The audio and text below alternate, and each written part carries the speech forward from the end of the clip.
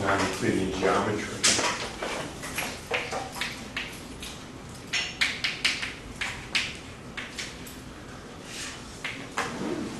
And there were a couple of key concepts. One was the notion of the metric.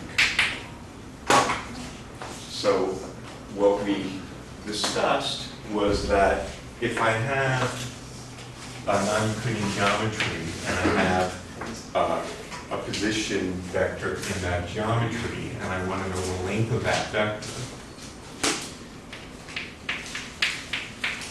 then the length of that vector was given by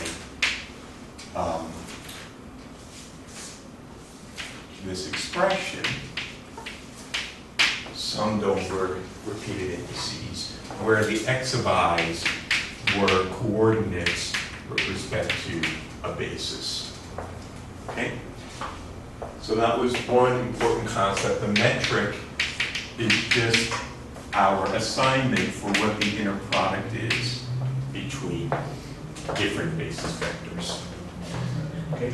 So the metric tells me how to turn coordinates with respect to a basis into distance or length. For Euclidean geometry, this is the identity matrix. Another important concept we introduced was the notion of covariant versus contravariant coordinates. And for that, we introduced this notion of the dual basis, which is bi-orthogonal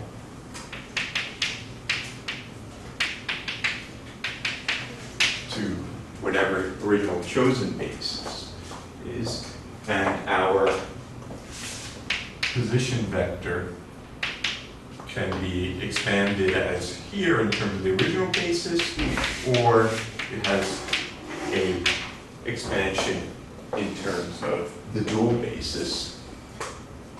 And the set of coordinates with the upper indices, the expansion with respect to the original basis, we call contravariant coordinates. And the ones with the lower indices, the expansion with respect to the dual basis, we call the covariant coordinates. And moreover, we showed that we can get the covariant coordinates. It follows quite easily that the covariant coordinates are related to the contravariant coordinates through the metric. So the metric tensor, or the metric matrix, tells me how to go between the two. And moreover, we can define the metric tensor with the upper indices as that dot product, and that tells me that I can get the contravariant coordinates from the covariant coordinates with that metric tensor. Moreover, it follows that Gij is the inverse of the other matrix, the metric with the lower indices. Okay?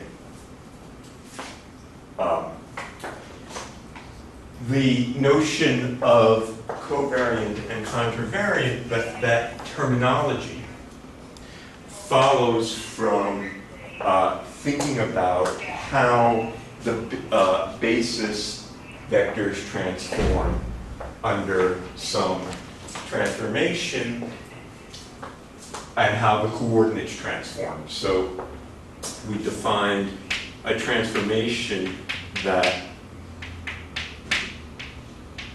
changed the basis like this, then the covariant coordinates transform with that same transformation matrix. Okay, that's why it's called covariant, because it translates with the basis. Whereas if there's a different transformation matrix, which we call lambda, which tells me what the transformation law is on the dual basis, then these transform with that matrix, and they transform contravariant. That's where the name comes from. All right. Moreover, the matrix lambda is, well, so the matrix gamma, either way, the matrix lambda ij, we said was the partial derivative of, I always get this backwards in my head.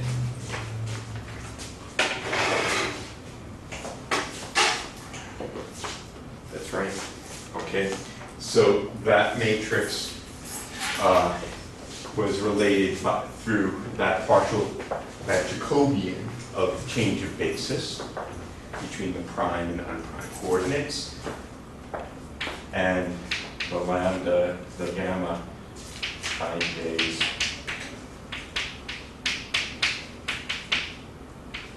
given by this, which means that this matrix is the inverse transpose of that matrix. Okay. Moreover, what we defined is that the set of, if the transformation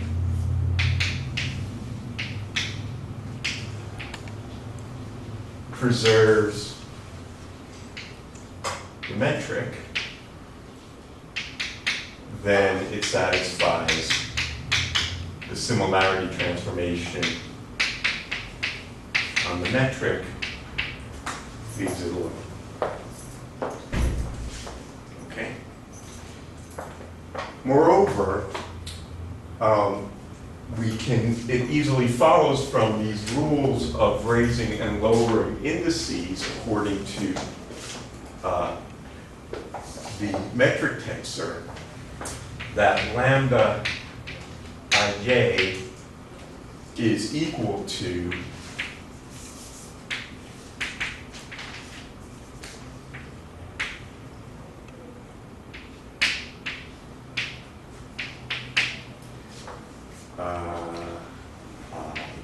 j, no, k, l, sum over k. That is, this is equal to just this with the indices, one up and one down. So it's really the same thing, just with the indices raised and lowered relative to the metric. You really don't have to keep track of two different transformation matrices. They're just covariant and contravariant versions of one another. There's one transformation matrix that can be transformed relative to the metric. All right. So we were talking at the end of the lecture of the application of this in Minkowski space.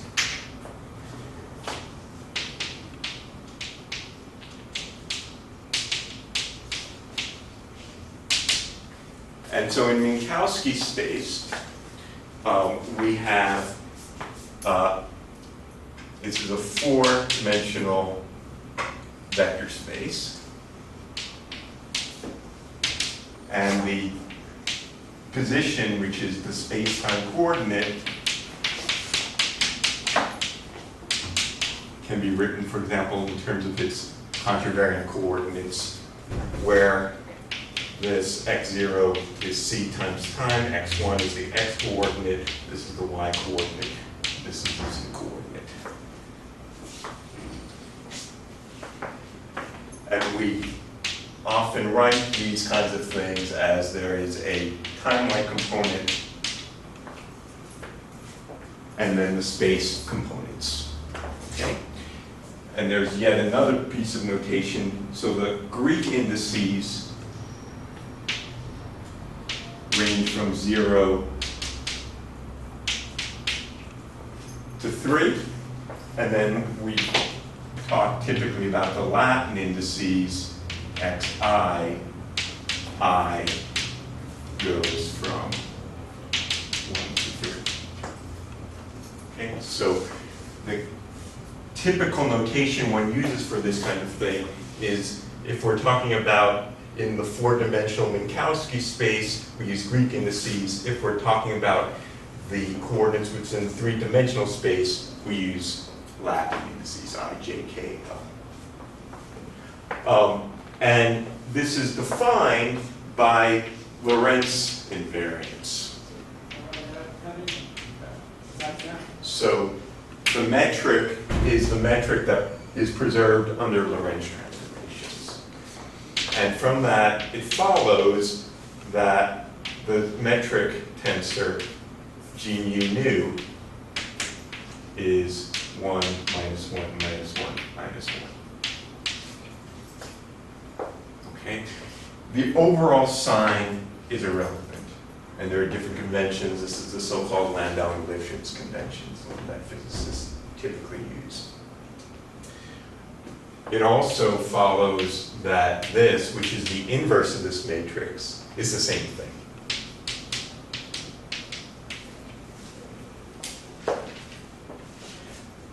All right. So,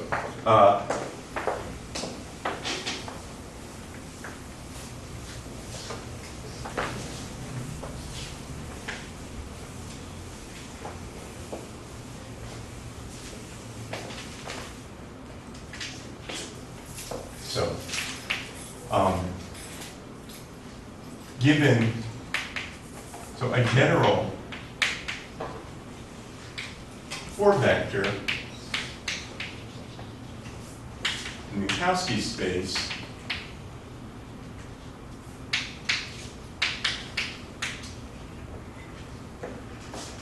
mu has components of time and space is defined such that under a Lorentz transformation,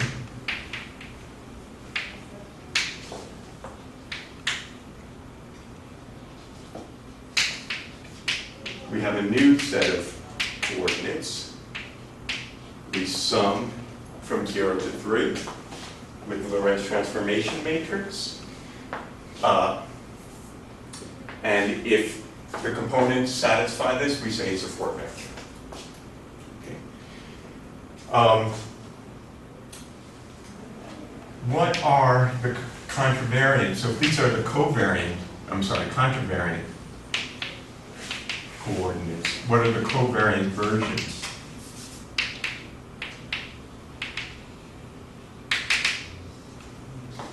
Well, I take this and I multiply it by G mu nu. Right? And if this is the metric tensor, then it leaves the 0 component unchanged. So V0 is equal to that, and V sub I is equal to minus that.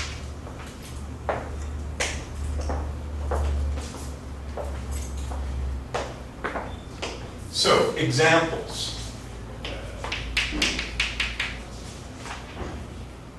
Well, we had, this was our defining example. We have a 4 velocity,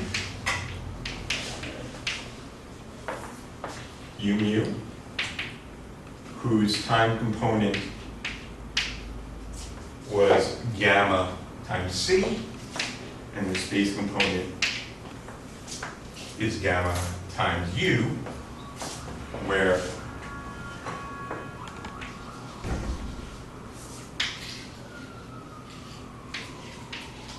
gamma was the square root of u squared over c squared, 1 over that, sorry. And u vector is defined as dx dt.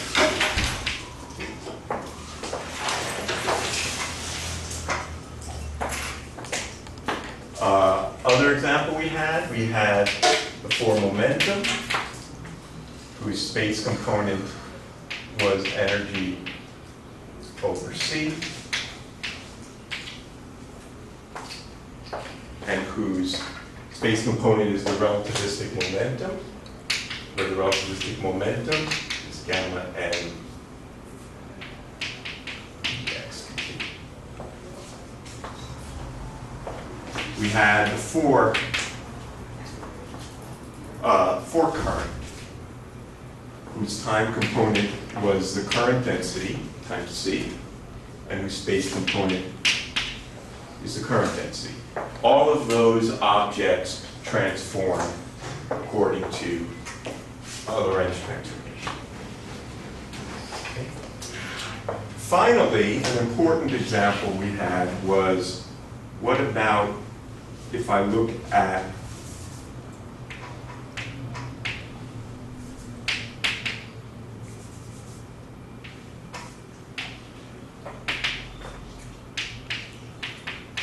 the gradient with respect to the coordinates expressed as contravariant coordinates. Well, if I were to do, I call this d mu. Notice it has a lower index. That's not a accident. That's why these lower indices, upper indices, are invented.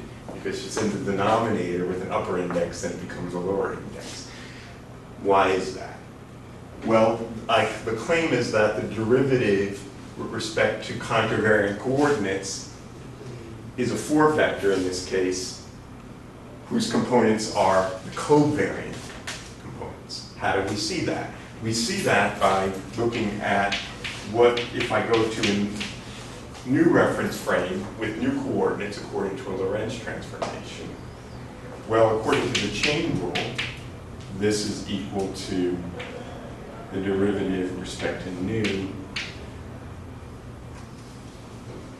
x prime mu d by dx mu. But this object is what we called gamma before, which is the same thing as lambda lower upper. Okay, so d mu is a 4-vector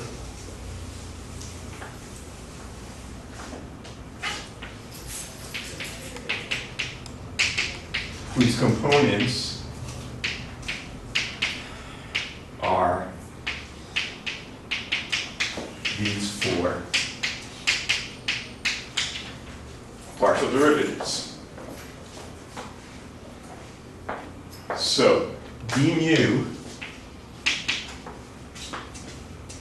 is a 4-vector whose space component is 1 over c d by dt, and whose space component is del, with no negative sign. The covariant version has the positive sign, by definition. So now I ask you, what is this? Throw in a negative. So I just throw in a negative sign on the space coordinate, right? This is g mu nu partial this, and that puts a negative sign on the del.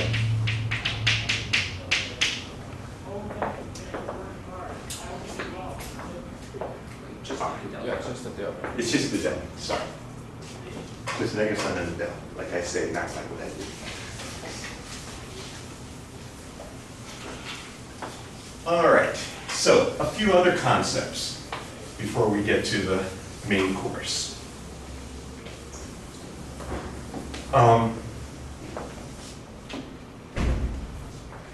I want to talk about tensors and contraction of indices.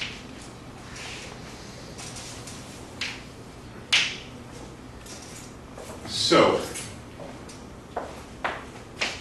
a Lorentz tensor of rank K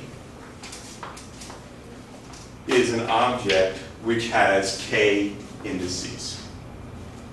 So I have 1, 2, K. K things. So for example,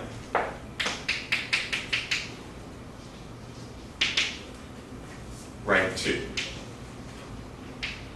Suppose I define this object. This is said to be a Lorentz tensor if under, it's a Lorentz tensor if and only if under a Lorentz transformation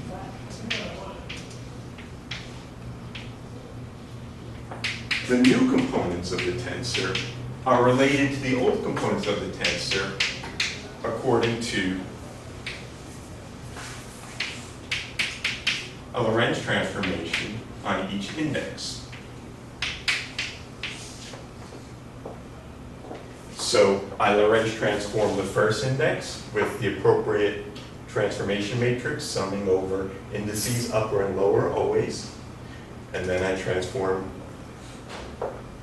the second index, sum over repeated indices.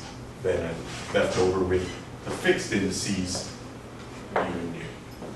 So for example, an example of this is suppose I looked at the inner product between two, not the inner product, the outer product between two 4 vectors. Then it's clear that this object transforms this way because each of these transform, and then therefore the tensor transforms that way.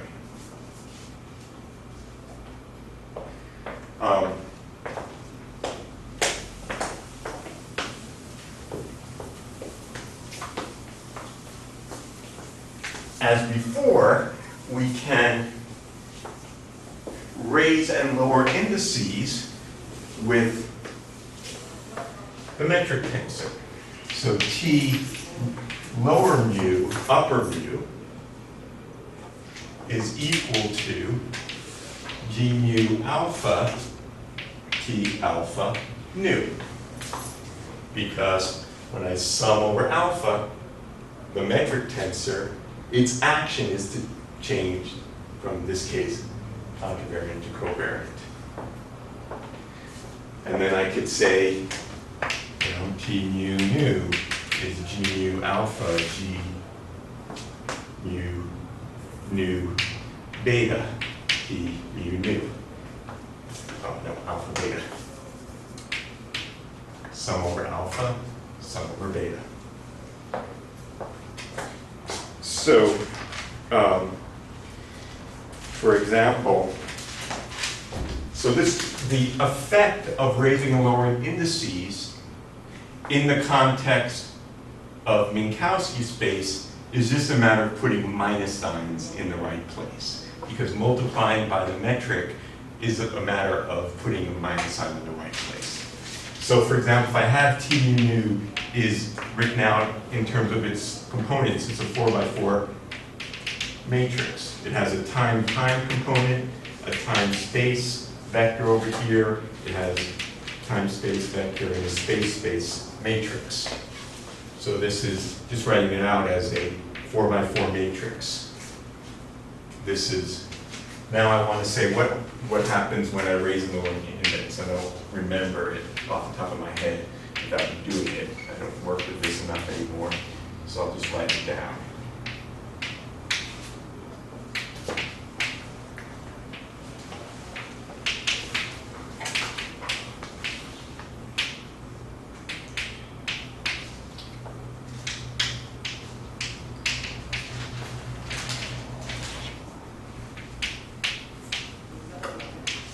So what this is a shorthand for is just to say, when I raise and lower indices, which of these parts of the matrix gets a minus sign? So if I lower the first index, these two parts get minus signs. If I lower the second index, then these two parts get a minus sign. If I lower both indices, then those get a minus sign. Whatever the heck that means, it's just how it is. Okay, so what about this was about contraction of indices? Well, we saw this kind of thing when we talked about tensors in Euclidean space.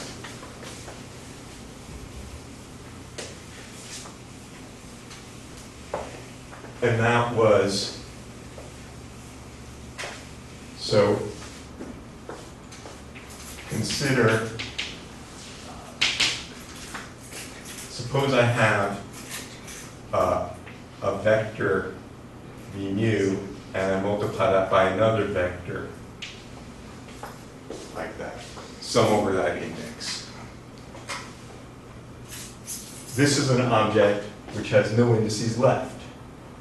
The claim is that this is a Lorentz scalar. In other words, the claim is that this object is invariant under a Lorentz transformation. How can you see that? Well, we transform to another set of coordinates. There's a lot of different ways to do this. Let me do it here in the following way. Let me write this as v mu nu, g mu nu, u nu. Okay? That's how we got the metric in the first place, right? It was the thing that told us how to do inner products. Now it's got this funkiness of upper and lower indices. So now I can write this in a, so let me call this thing S.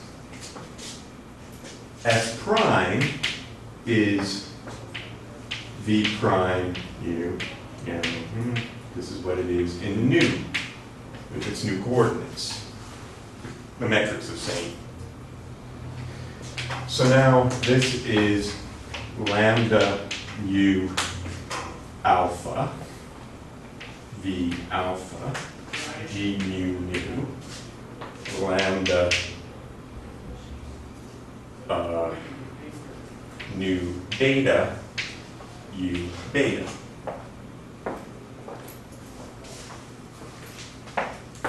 But this is equal to, that means that S prime is equal to v alpha u, let's see, lambda alpha g alpha beta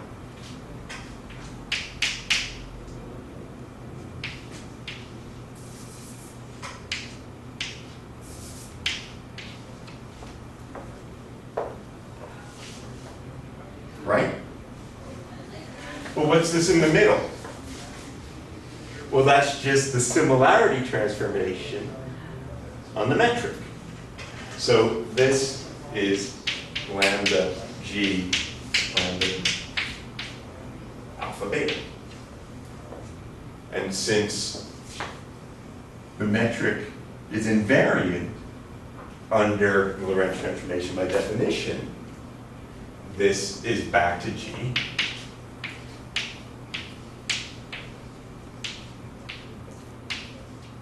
Which is equal to S.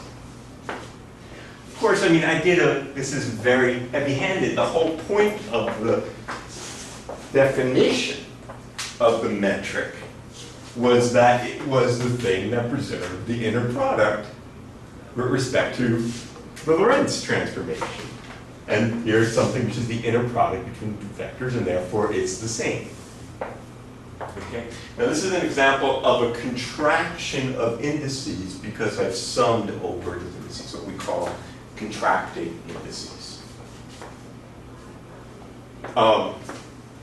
So anytime I have two vectors like this, if I sum over them, it's a Lorentz scalar, which means that quantity is exactly the same in all inertial reference frames.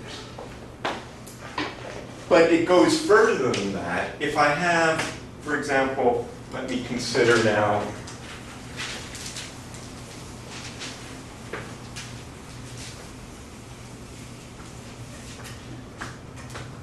suppose I have a vector, for vector, and I contract that with a tensor, summing over nu. What kind of object is that? Is it a scalar? Is it a tensor? Is it a vector? Is it nothing? Could be a covariant vector. It's a vector with covariant components. In other words, W prime is going to be transformed according to that. I'll leave that to you to try. It's fairly straightforward. All right? That's really important. The idea that I can just look at this thing, see how the indices contract, and just say, aha, this object has that geometrical structure. It's a scalar, it's a vector, it's a tensor, is an extremely powerful tool that we use all the time in thinking about fundamental physics. And that's what we want to do now for our grand finale, which is to formulate Maxwell's equations and electromagnetism in a form which we'd say is manifestly covariant. So before I do that, does anyone have any questions?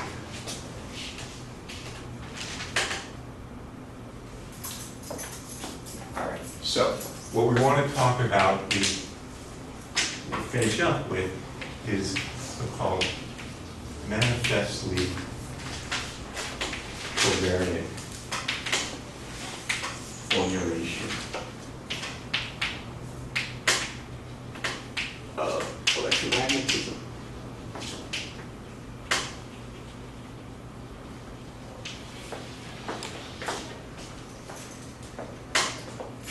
All right, what do I mean by that? Well, the term covariant has a slightly different meaning here than the notion of a covariant. What I mean by that, well, covariance in this case means the same in all reference frame.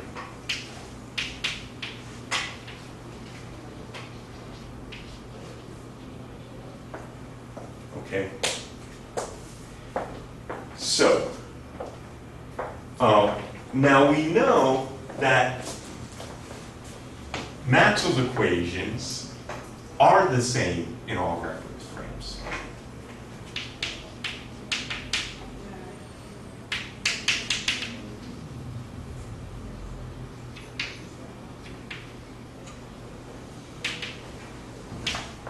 So if I write down Maxwell's equations,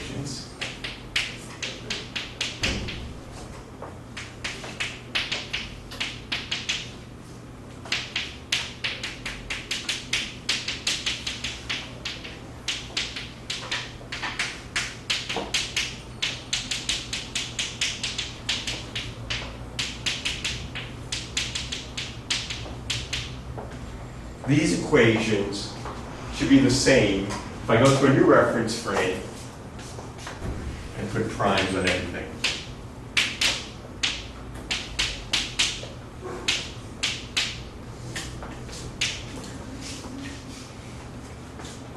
Because C is the same in all reference frames. Otherwise, it wouldn't be covariant, because there would be a preferred reference frame in which C was C. But there isn't a preferred reference frame. So, I claim it's covariant, but it's not manifestly so. What does it mean to be manifestly covariant? It is our destiny to find the manifest covariance of these equations.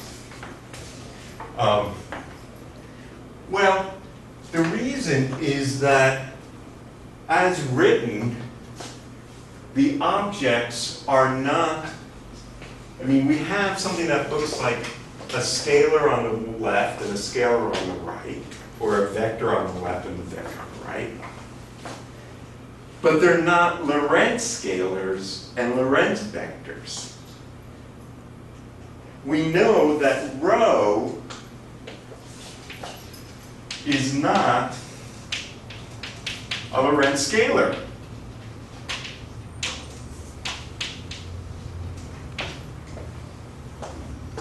What is rho prime? Well, remember that we had J mu was a 4 vector. So that means that rho is the time component of a 4 vector, and the time component of a vector is not the same in all reference frames, just like there's time change. We know that rho primes would be gamma rho minus v over c squared j parallel to the boost. So although this equation must be true, it's not manifestly obvious. So when we say something is manifestly covariant, what we mean to say that a set of equations is manifestly covariant with respect to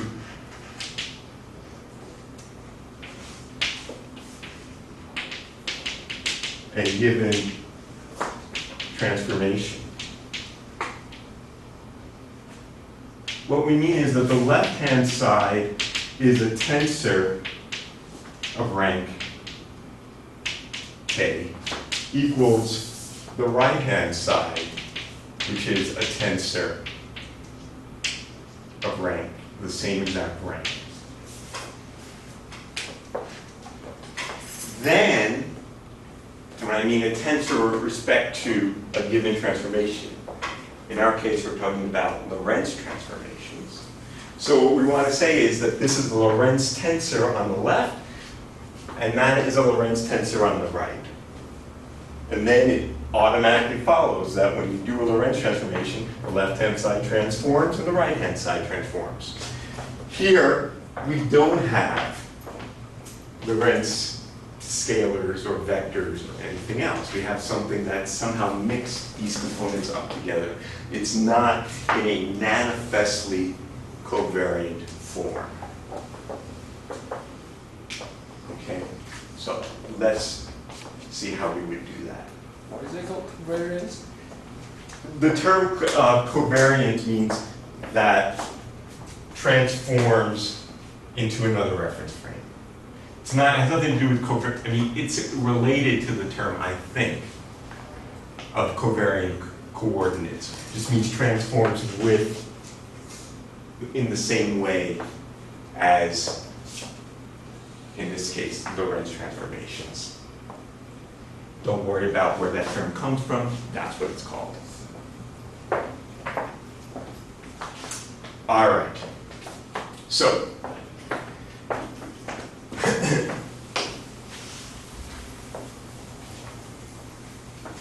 how are we going to do that?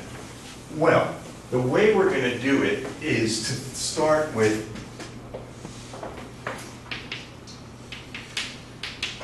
the potential formulation.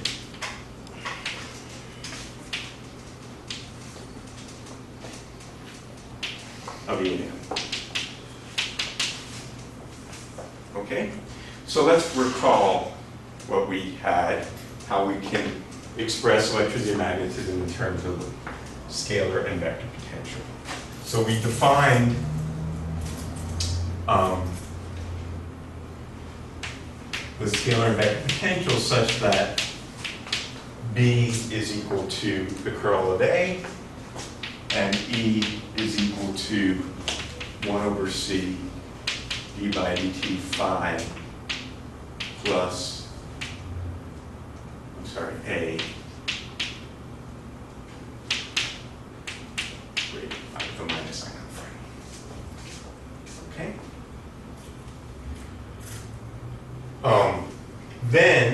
we found was, and these came from del dot B equals 0 and del cross E is equal to minus 1 over C dt. From this, it followed that there exists scalar and vector potentials for which this is true. Okay? Then we fix the gauge. And for this purpose, for reasons that will now become blatantly obvious, we'll choose the Lorentz gauge, which says that the divergence of A plus 1 over C d phi dt is 0. So when we choose that gauge, what we found was that the other equations, Maxwell's equations, del dot E is 4 pi rho, and del cross B is 4 pi over Cj plus 1 over C dt, that these together told us the del inversion A is minus 4 pi J over C, and the del inversion on phi is minus 4 pi rho. Okay? Then we solve these equations with the Green's function and all of that junk. Remember, the del inversion is 1 over C squared, E squared by dt squared minus del squared. Oh no, it's the other way around.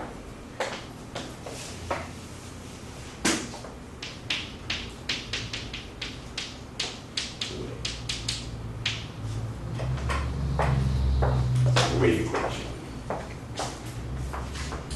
Okay. So now, so this is just reformulating Maxwell's equation in terms of potentials. These equations tell us there exist potentials, and the potentials are related to the sources this way, and we can solve them and get radiation and everything else in the world.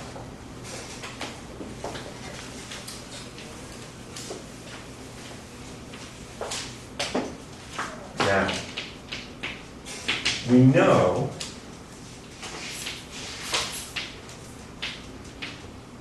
as we proved earlier, this is a 4 vector.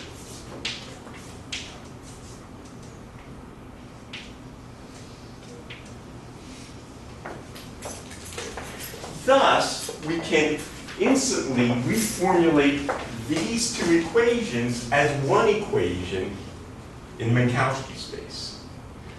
If we define the electromagnetic 4 potential, so we're going to define A mu as a 4 vector. What would you guess? Phi and A. Sounds pretty good guess. Right? Because if we look at this, then it's obvious that del on A is equal to minus 4 pi over C. We're done. Almost. Some other things we might want to define, but this is it. This is the whole story. Now, I claim this is manifestly covariant. In other words, this equation is obviously the same in all reference frames. Why? Well, it's all true if the thing with the box, this boxy guy, is a Lorentz scalar.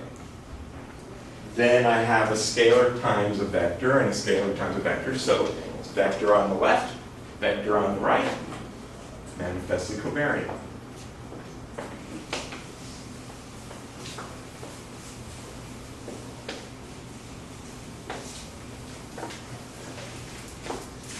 Note,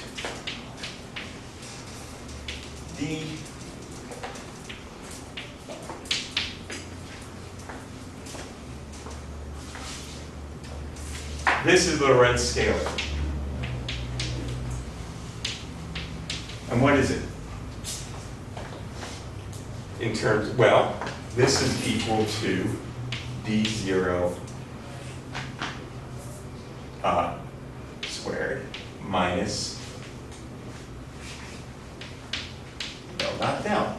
That's how you take an inner product in the Lorentz space, right? You take the time component squared minus the sums of all the spatial components. That's how we defined it. And that's 1 over c squared d by dt squared minus del squared, which is minus the del inversion.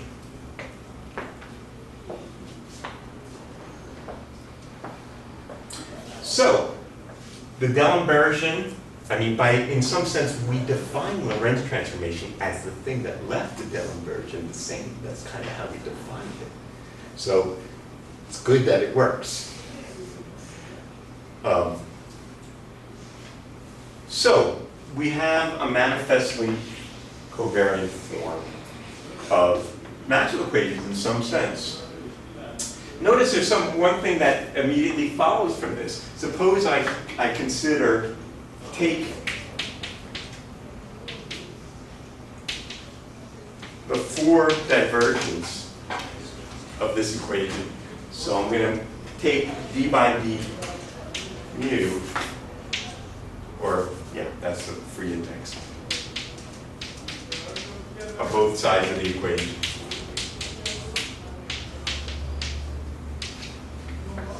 All right, so I'm going to get that is equal to minus 4 pi over c.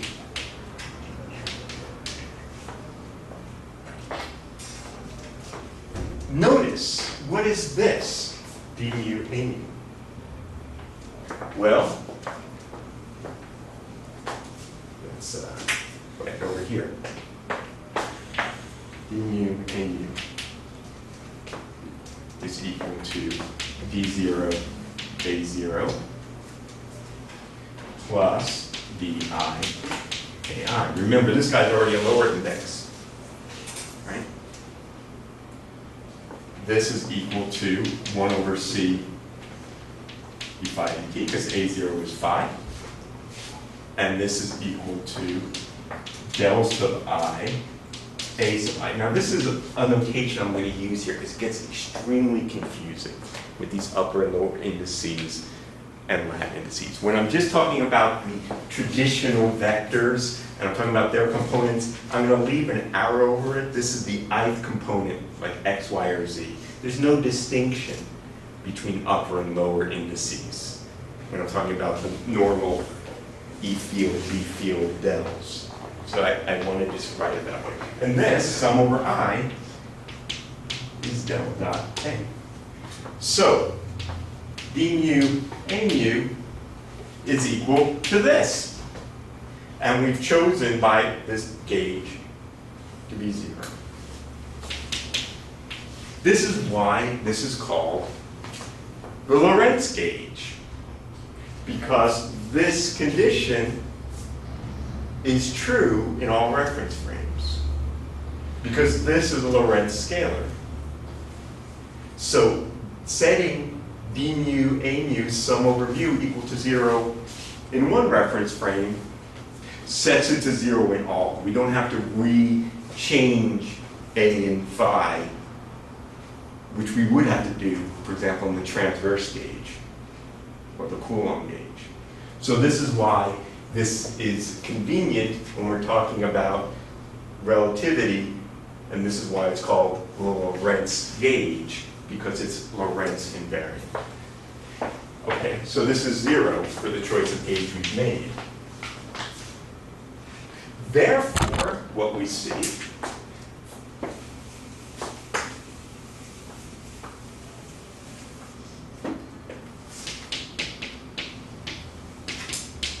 is this is true.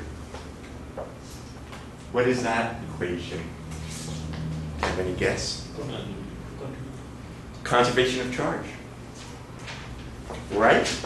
This is, if we write this out, this is 1 over, this is d0j0 plus di ji, which is 1 over c d by dt.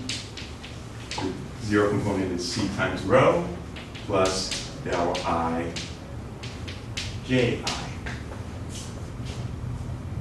which is 1 over c d rho dt plus del dot j is 0. So, as expected, charge conservation is implicit. Remember, we put in the displacement current to make sure that Maxwell's equations were consistent with charge conservation. It's not a surprise that it's buried in there, but it's there. So, charge conservation.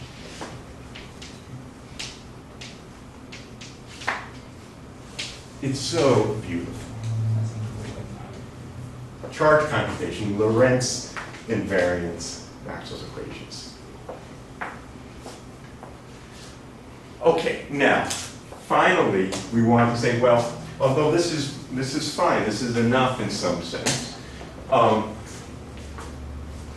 still, the physical fields are the electromagnetic fields, and they are the things that determine the forces on charges and currents. So we'd like to express the electric and magnetic fields somehow in a form such that we have manifest covariance. So, what are we going to do?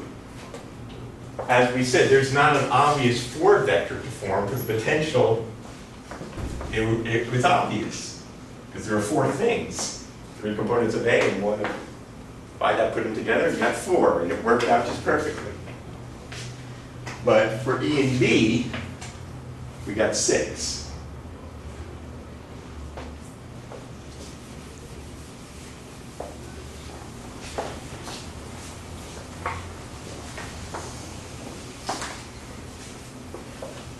So, to do that, we look at this, and we take some hints from what's going on here in our definitions of the fields from the potentials.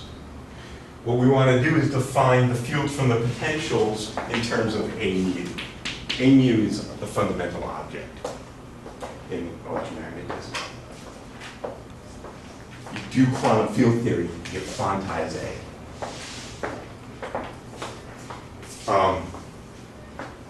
Well, let's take a look at how the fields are defined in terms of potentials a little bit more carefully. Recall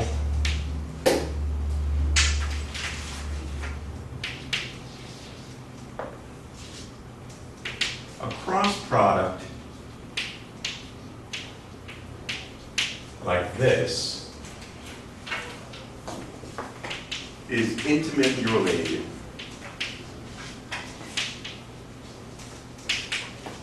to an antisymmetric matrix. Okay, so if I define a matrix Bij as partial I Aj minus partial J Ai, that's an antisymmetric matrix.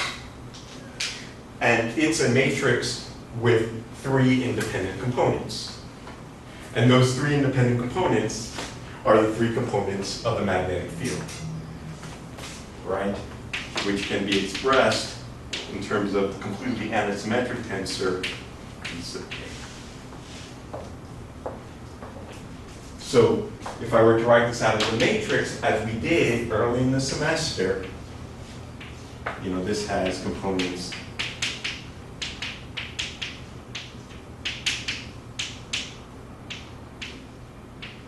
let's see if I get that right after. This is Y, this is X. Let me use my cheat sheet. Get it right.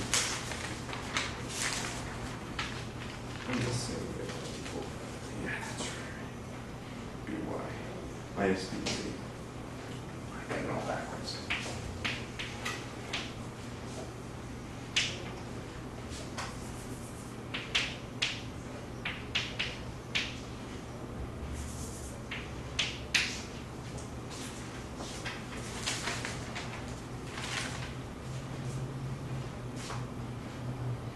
No, sorry.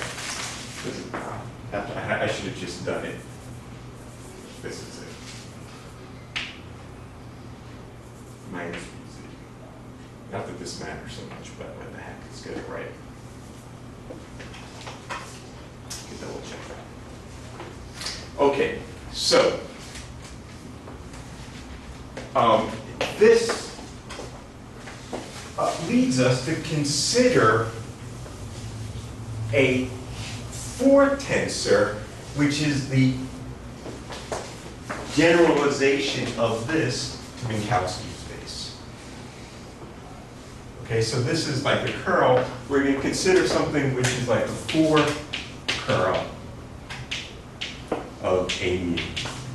So we're going to consider a tensor f mu nu, d mu, a mu, minus d mu, a mu. This is just the four-dimensional generalization of this.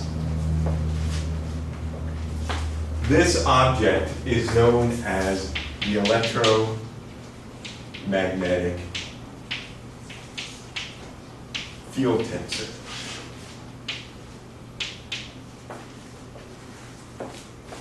So let's look at what its components are. This object is a tensor because it depends on outer products of vectors, so it transforms as a rank 2 Lorentz tensor. It's an antisymmetric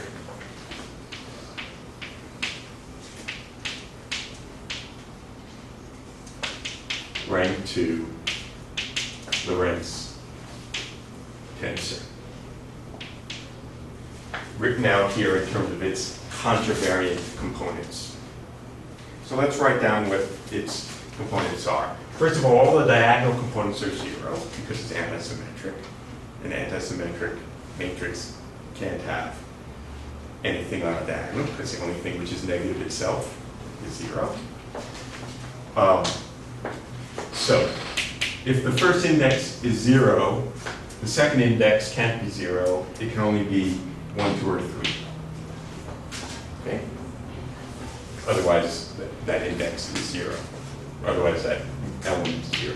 So that's Z0 AI minus BI A0. That's you. So that is equal to 1 over C d by dt.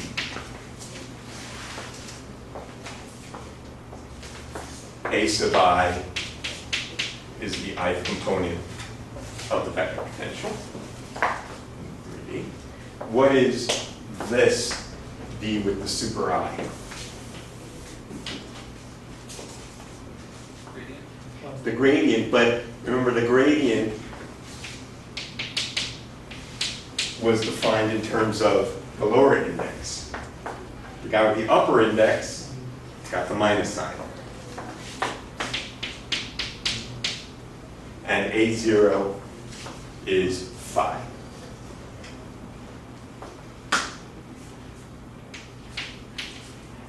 So this is equal to 1 over C the A's of I sub t plus the gradients of I of 5. What is that?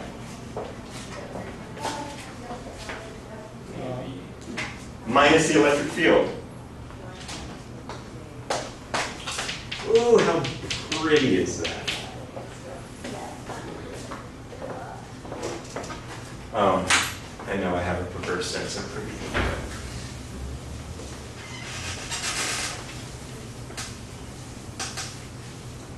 What is, so if we take the first guy to be I and the other guy to be 0, well that's of course just minus this.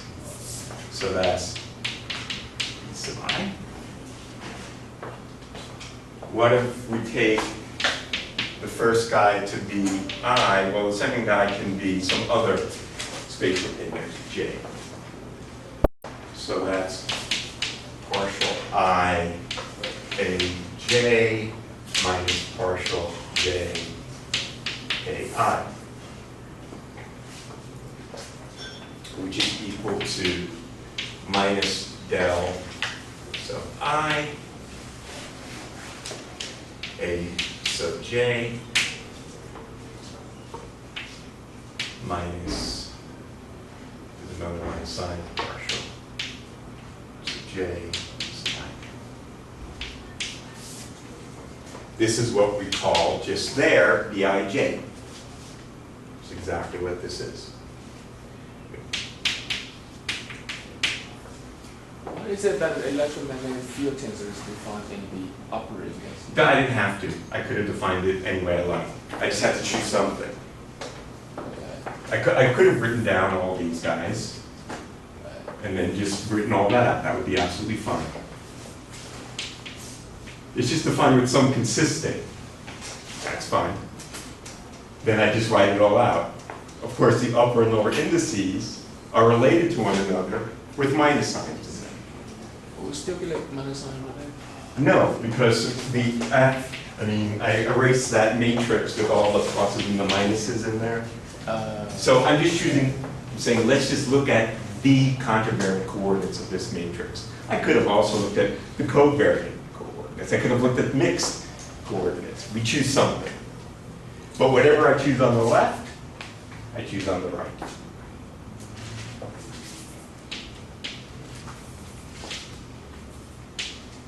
Okay, so with this choice for f with the up coordinates, we have the following.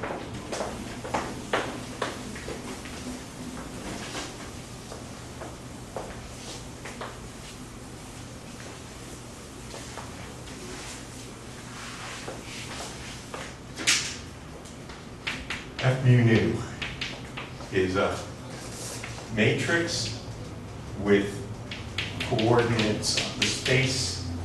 The time space is the electric field minus the electric field. And this is the minus the thing there. There we just a moment.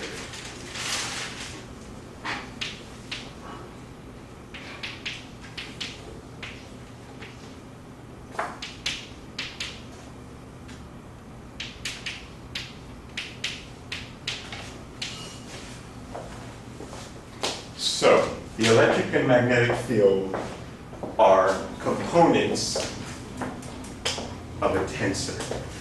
And of course, they should have the same units because they're part of that tensor. All right. So, how do we express Maxwell's equations in a manifestly covariant form in terms of F mu nu? Well, let's consider the curl and divergence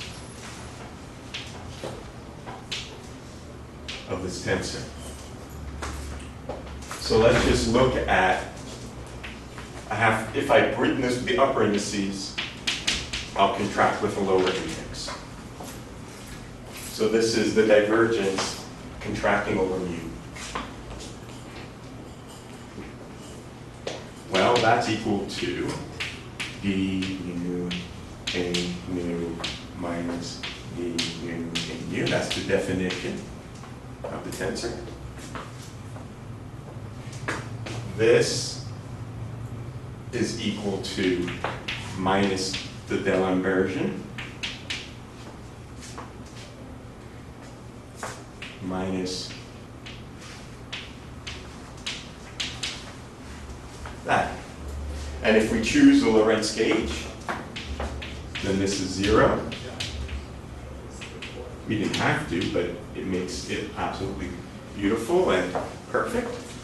And this was equal to 4 pi over c j u. Ta-da!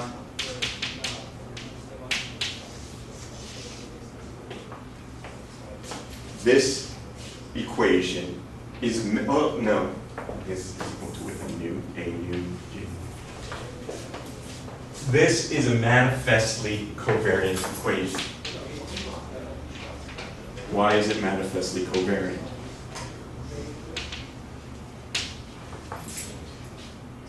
The right-hand side is a 4 vector. What's the left-hand side? It's a 4 vector, because I'm contracting over mu.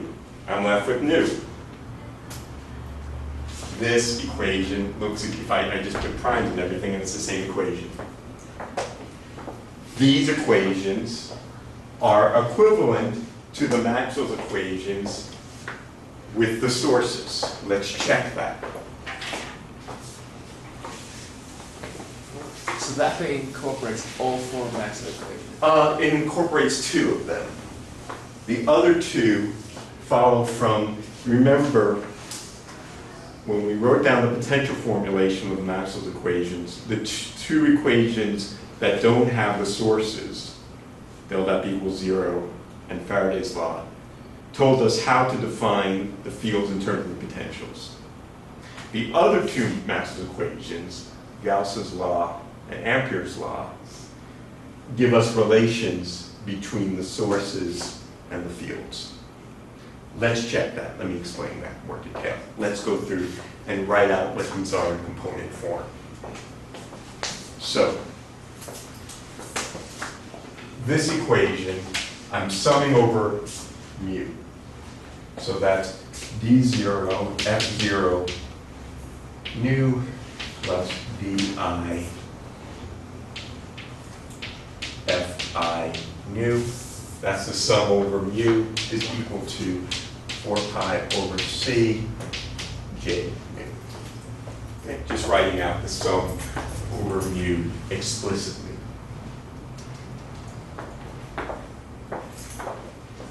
Let's look at the case mu equals 0. F00 is 0. Fi0, we said, was the ith component of the electric field.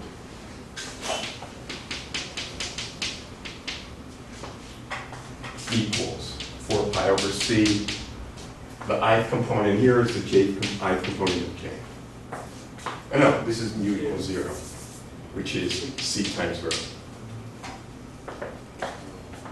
This is del dot E is 4 pi rho. Gauss's law.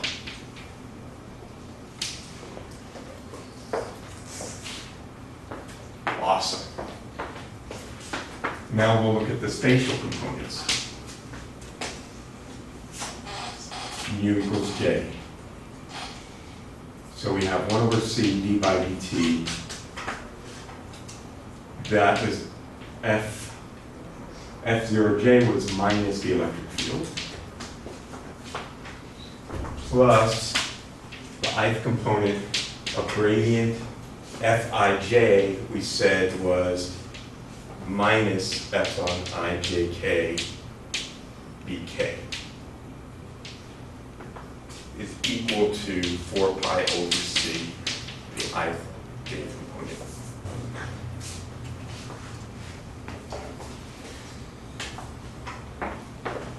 All right, so if I write this, use the minus sign, switch the I and j, I get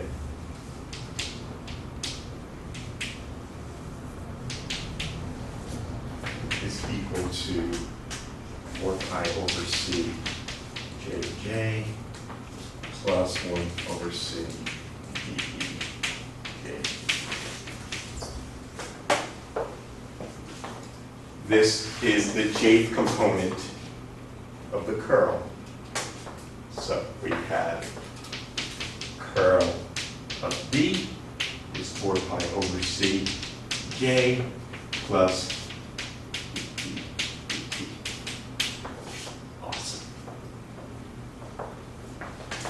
So this benign looking little equation is equivalent to these 2 Maxwell equations. The other two of Maxwell's equations are implicit in the way that we define F. They follow automatically from the definition of F in terms of the potential, as it must.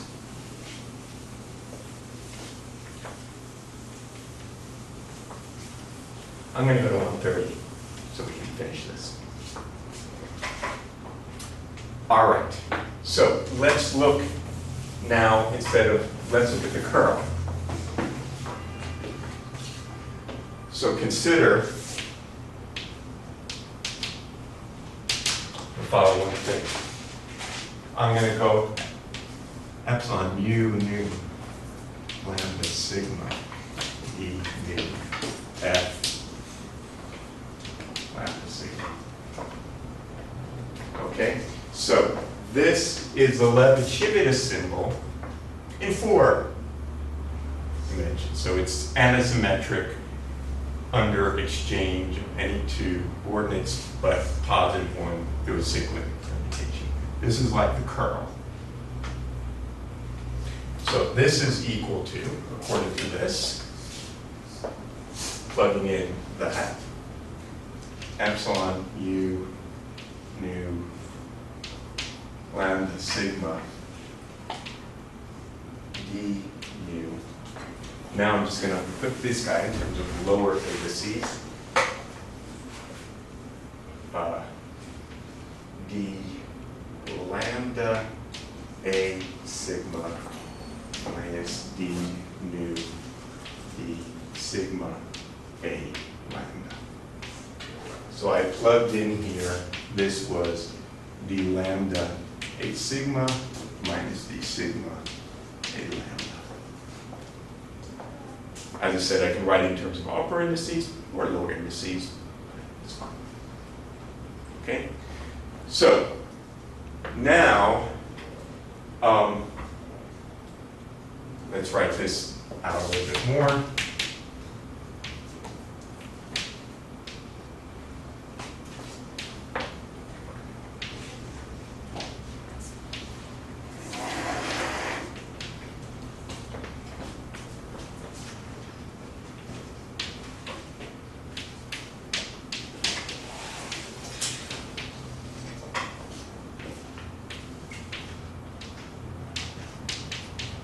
Okay, now, lambda and sigma are dummy indices. So I can just call them whenever I want. Let me call this guy lambda and this guy sigma. It doesn't make a difference because I'm summing over it. That was fine. So,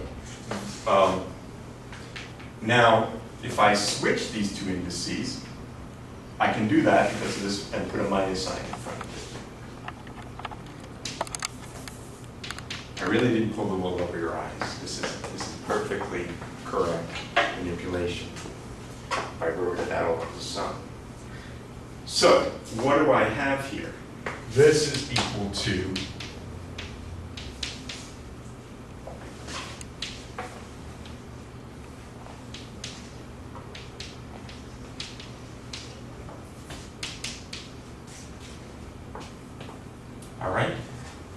however, this is antisymmetric under exchange of lambda and sigma. This is symmetric under exchange of lambda and sigma. Therefore, if I contract, once I sum over that, this sum is 0. So, just from the fact that we defined f in terms of potential this way, insists that its for curl must be 0. It's equivalent to saying what we have from traditional 3D E and M, that because B is del cross A, then it implies that del dot B is 0. The fact that the field was defined in terms of the potential this way ensures that the field has certain curls and divergences. So, the other Maxwell's equations can be written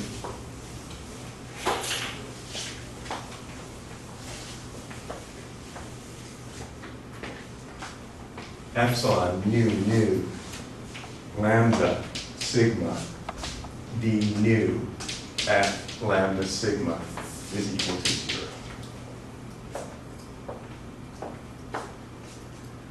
Now, sometimes we define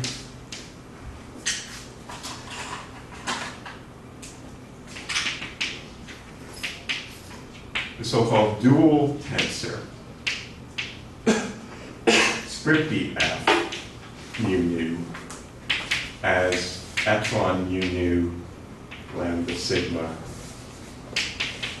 f lambda sigma, actually with a factor of a half. I'm not going to prove this, but this is the same thing as the original tensor with E goes to B and B goes to minus B. In other words, you can prove to yourself with a little bit of algebra that the following is true.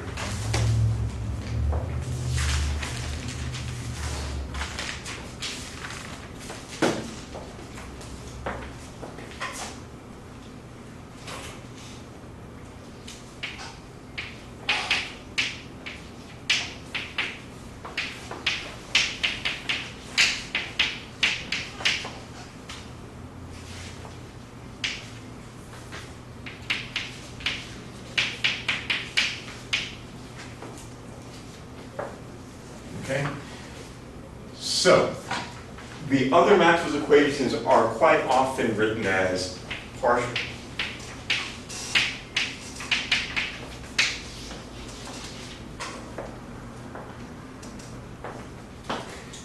That factor of a half doesn't matter because it equals 0. Let's check that. Let's look at this equation. So, if I sum over, let's look at the nu equals 0 case. Then I have partial I fi 0, which is gradients of I, d sub I, which is del dot d, is 0.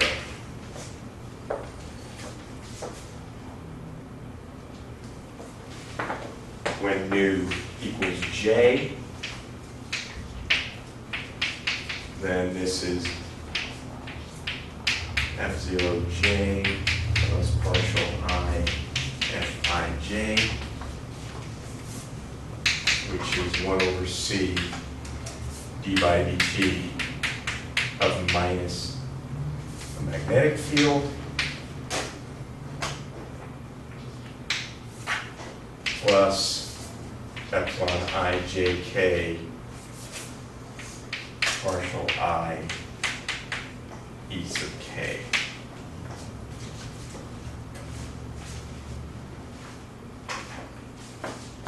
Which says del cross E is minus 1 over c dt.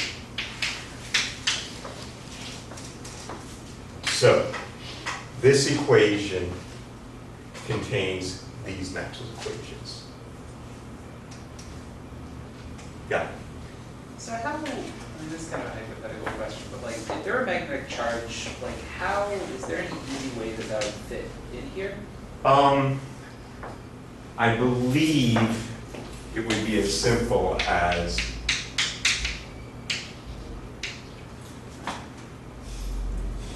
Okay. But then the dual, like if you transform that tensor back, then would it still? Oh, okay. Okay. I'm pretty sure this is how it would look. Okay. So it can fit in there. Yeah. Okay. Cool. All right, I want to conclude though by one last ingredient. Well, before I say that, I should say one thing. I'm not going to go into detail, but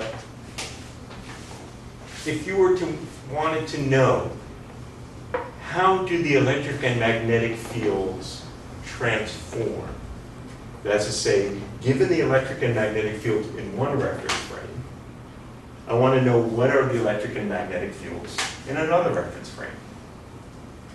How would you do it? Just transform F. Yeah, exactly. So It's in the notes, and it's a good little exercise.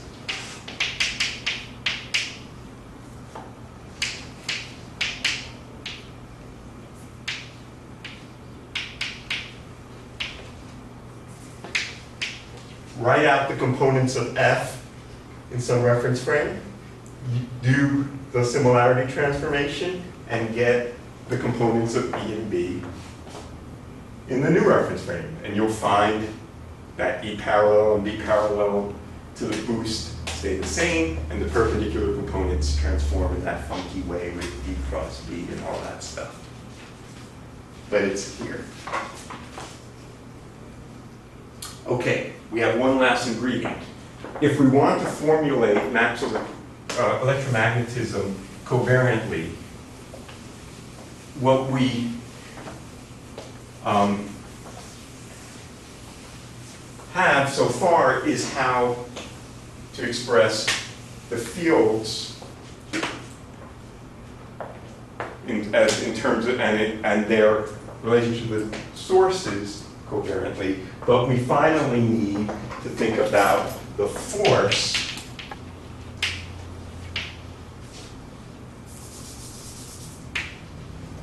on the charges.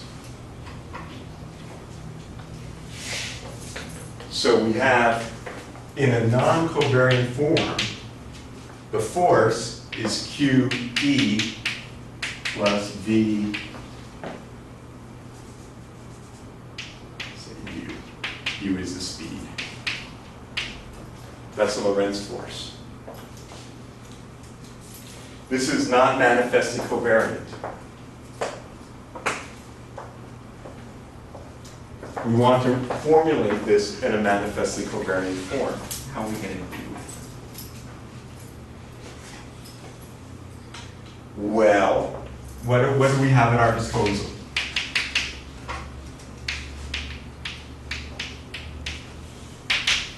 We have F mu nu. We have something with velocity. We have the forward velocity.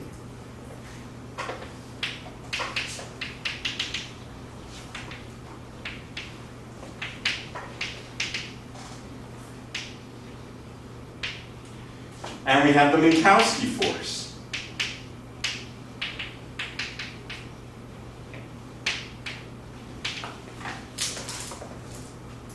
Remember, the Minkowski force was a vector whose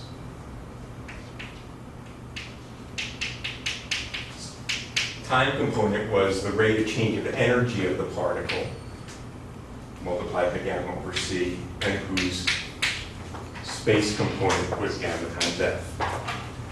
So, we also have charge. Charge is a Lorentz scalar.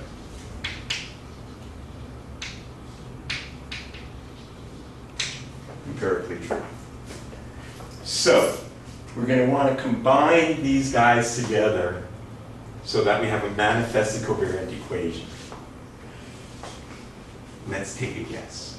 K equals to F U Q. Okay, wait, no. Okay, so K mu is equal to F mu nu, U, sum over nu, Q. Sounds good. I'll multiply that 1 over c so it has the right units, right? This, now, we don't know whether we sum over mu or sum over nu. This would have been another possible choice.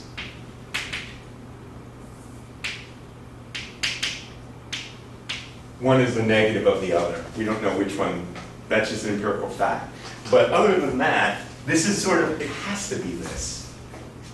If we know it's proportional to the charge, it's proportional to the velocity, it's proportional to the field, it's got to be covariant. This is it. Let's check. Ooh, I can hardly wait.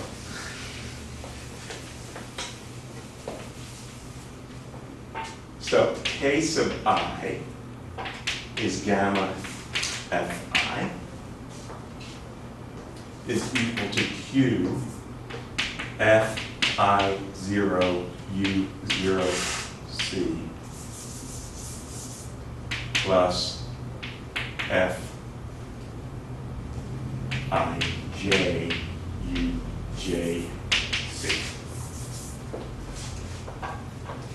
Okay, sum over nu. So this says gamma Fi is equal to, what is Fi0? That was the ith component of the electric field. What is U with a little zero? U with a lowercase, Speed by C. with C times gamma, right? Fij was equal to, I can't remember if it's plus or minus. I think it's minus epsilon ijk vk. What is U with the covariant index, J? Negative the velocity, right? Because the for velocity was defined in terms of the contravariant. So if we put a covariant, put a minus sign. Minus the J component of speed times gamma.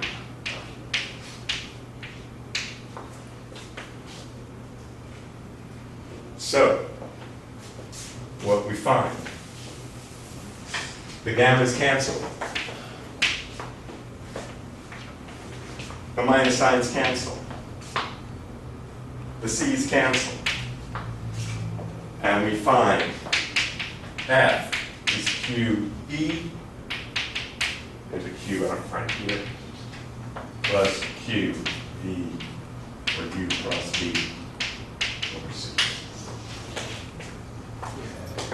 Awesome. The time component of this equation means something too. I'll leave it to you to check. If I look at the K0 equation,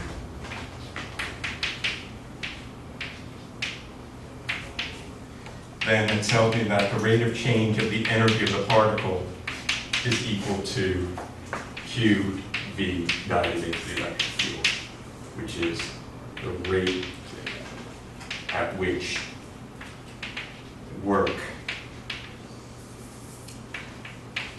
is done. So, the grand finale. Maxwell's equations and electromagnetism in 3 lines.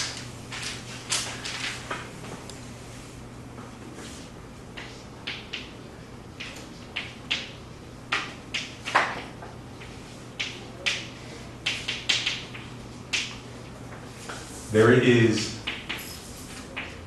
a field tensor which is defined in terms of the potential.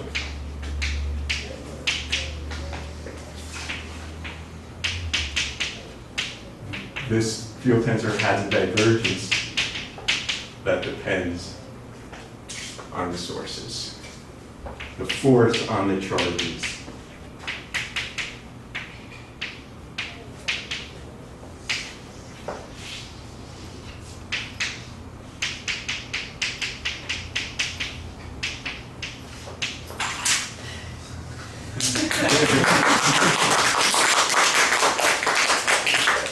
Yay! Yeah.